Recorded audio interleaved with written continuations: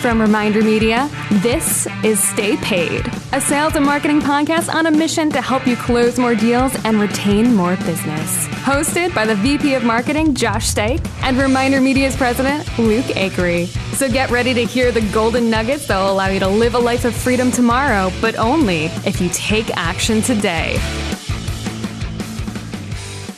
Luke, I have a joke for you. Okay, tell me your joke. We're starting, this is a new format that we're doing, all right, where we're doing shorter Yes. episodes. We're going to go through this quick, but I want to start off with a joke because I want to lighten the mood. I want to get us in the mood to have fun. I'm ready for this joke. It better deliver. Do you know the name of the knight who built King Arthur's round table? Lancelot. Circumference. Oh my God. So look, I mean, Dude, you are the king of dad jokes. You should do a podcast just on dad jokes. It's unbelievable. well, we're going to talk about some like content ideas and Yes. marketing ideas today. We've got 3 proven real estate marketing ideas for busy agents in 2020 Yes. to talk about. So I just wanted to kind of, look, humor can be a part of that. Yeah, so we want to give you 3 marketing ideas you got to execute in the next 10 minutes. This is going to be a challenge for us, Josh. Let's Wait, you go. have to execute them in the next 10 minutes? Or we Oh, gotta well, I do them in like the that next 10 better minutes? than I was going to say we have to speak them in the next 10 minutes, but I like you have to execute them in the next 10 minutes. So good luck, all you great executors out there. All right, 3 proven real estate marketing ideas for busy agents in 2020. These are things that we do and that we've seen the most successful agents in real estate doing. The first one is pretty simple. You're already doing it. 97% of you are already doing it. It's using Facebook. Yes. I think most real estate agents have a business profile. Most financial advisors probably don't have a business profile necessarily because of compliance, but they are using social media. I think the problem is people aren't using it effectively for their business. So a couple of different things I think we would encourage people to do is, one, on Facebook, you should be posting consistently because activity produces productivity in people's minds and leads to success. So they see you as successful when you are constantly posting. More importantly than posting, you should be actually DMing people, direct messaging people, commenting on people. Like, social media is meant to be social. So when you see someone had a wedding, take the time to comment. When you see someone was on vacation, take the time to comment. Those little things done daily will engage you with your sphere, because Facebook has your sphere. It's engaging you with your sphere, and it's just that top of mind awareness. Then it translates to the ads. Yeah. And you should be doing your business page so you can run ads. Well, right. And that's, I mean, it sounds so simple to say use Facebook. You're like, well, no, duh. Well, there's a reason why we say Facebook and not social media in general. If you're going to focus in one area of your marketing on social media, we recommend, and we stand behind this strongly, is Facebook. Now, Instagram is great for the influencers, and it's a great way to connect with people and be a little bit more visual. LinkedIn is great for the professional side. TikTok is great if you dance. If you want to get your brand out there to as many people as humanly possible that will ultimately generate leads for your business, Facebook is where you're at. And we recommend 3 different ads that you should be running on Facebook. You've got your personal branding ad. This is where you're just putting yourself out there. You're writing a little bit about yourself, making yourself look good. So if you don't have a graphic designer, get a graphic designer or find an app that allows you to put a nice professional photo in there and brand it. The second one is? Yeah, second one is you would actually want to post a product-based ad, right? So this can translate any industry. For us, our product would be like American Lifestyle Magazine or our digital marketing bundle. So we would advertise that. For you as a real estate agent, you might be advertising your listing.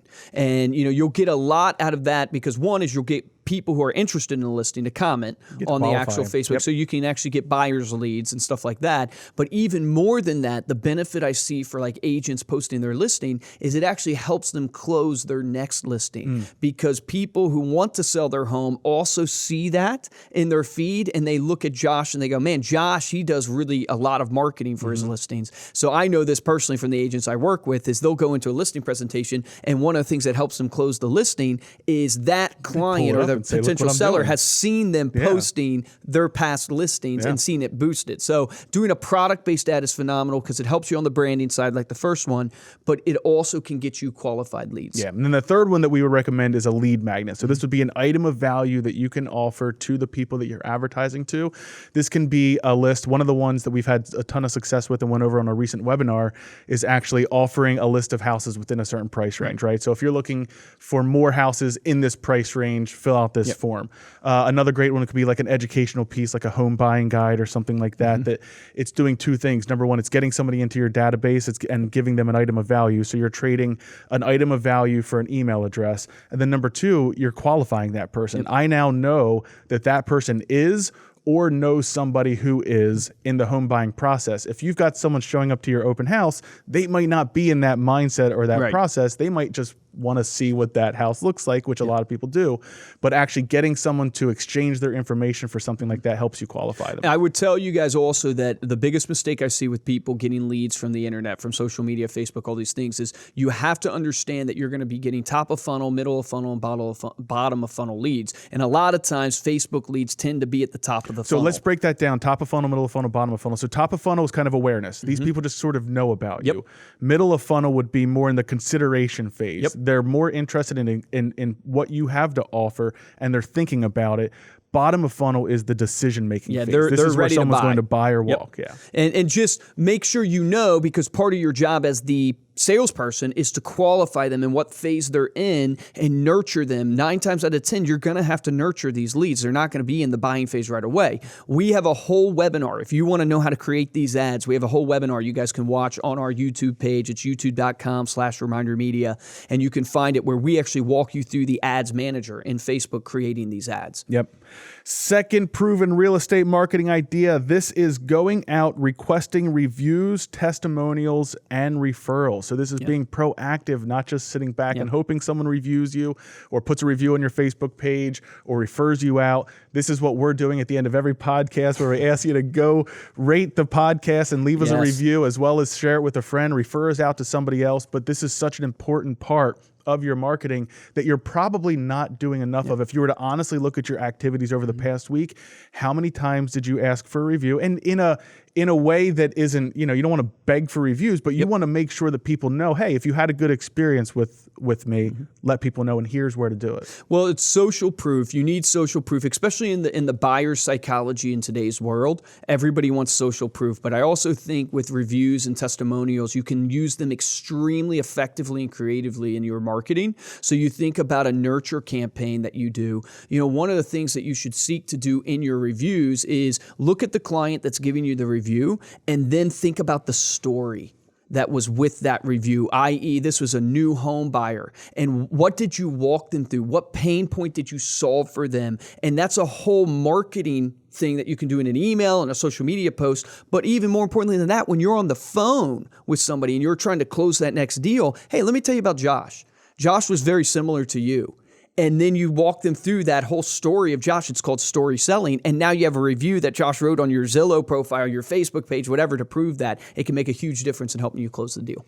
Yeah, another thing is to make sure that you're trying to do video reviews, with your client. So if you're at the listing or the closing table, or you've just had a transaction with them or a positive experience, like just ask if you can pull out your phone, record their thoughts on it, have a couple of interview questions created ahead of time. Leading questions. So you want them to kind of say what you want them to say. So if there's a particular area that you brand yourself with, or a particular way that you brand yourself, or a particular thing that you use in your marketing messaging, make sure that you're asking that to see if you can get a piece of you can pull a testimonial from them on video, which is super powerful for the emotional connection as well. Tip number 3 is to use high quality print targeting to your best clients. Now, here's the thing.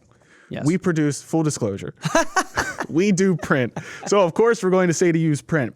But the we numbers also do digital as well. For effectiveness of print marketing has continued to go up year after year over the last 5 years here, as the digital noise, I guess you could say, has continued to increase. How many emails are you getting right now? Think about that in your inbox. How many emails are you getting? Social media. One of the reasons why Facebook isn't nearly as popular anymore from a social standpoint is because the feed is just cluttered with so much noise once everybody gets on there. And so a lot of times, what was really good in the day from a marketing standpoint ends up getting cluttered and all that good stuff. So you got to, what is it, zig when everybody else is zagging? You got to zag. You got to zag when everybody else is zigging. There you go. Yeah. Is that a book? It's a book. Yeah, it's a book. Zag. There you go. Yeah. So, meaning the point being is that what's really critical here, though, is the impact you get with a physical piece. And when you personalize the physical piece, like I think the emphasis is on the high quality because you can do junk in print and it's really not going to make that much of a difference. It's lottery marketing. Be lottery, you say it all the time. Right? Yep. So it's the key. The emphasis is on the high qualityness of what you're doing and the personalization of what you're doing. I mean, we see a 58% referral rate from our magazine just because of the quality.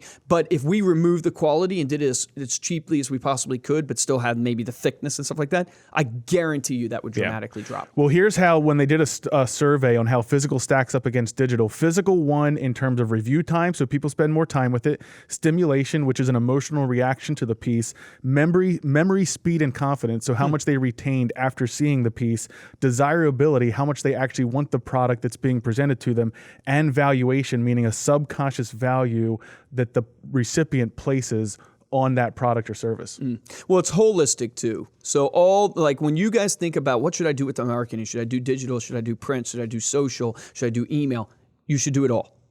You should do it all. It's holistic. You want to be on their social feed. You want to be in their inbox. You want to be in their mailbox. You want to end up on their fridge. You want to end up on their coffee table. When you holistically think about your marketing that way, guess what you get? You get omnipresence. And when you get omnipresence, it means you built the mind share. And 70+% of consumers will choose the first business they think of. So if you're on their fridge, on their coffee table, in their inbox, on their social media, and then they see you face to face, they see your yard signs in the yard as a real estate agent, chances are they're going to think of you and not the competition. Yeah, they're going to feel like they already know you before you even met. Well, thank you so much for listening. Make sure to check out this video on staypaidpodcast.com. And if you're interested in supporting the show, I will say it. I'm going to ask. You ready? This is how you do a referral ask. Head on over to iTunes. We're going to tell you exactly how to do it. We've already told you the value of it. Yep. It's going to help us increase on the charts. Right? It's going to help us make more. It's going to encourage Luke and I to make even more podcasts. Yes. Give more valuable content. Yeah. So head on over to iTunes, give us a 5-star rating, leave a comment. Let us know what you think about these shorter shows. Also, please share this episode with a friend. If you think that you have someone in your life that needs to hear this today, share this episode with a friend. You can get hold of me or Luke at podcast@remindermedia.com. You can also follow us at Stay Paid Podcast on Instagram. We also have a Facebook channel up now. We are Stay Paid Podcast. We're trying to grow that thing, right? So we want to get that thing to 10,000 followers. All right. So go head on over there, like Stay Paid Podcast, leave us a review there too. Why not? Plug all of the sources that you can tell us what you think about us. And for this episode of Stay Paid, I'm Joshua Stike. Guys, and I'm Luke Acree. And the action item from this is out of that list of 3, whether it's Facebook, it's the testimonials and reviews, or it's the high quality print piece you're sending, pick one of them, look at your marketing, and start implementing on one of those this week. Pick one of the 3, take action on it. Because remember, the difference between a top producer and a mediocre producer in every single industry is top producers take action. Take action on that today.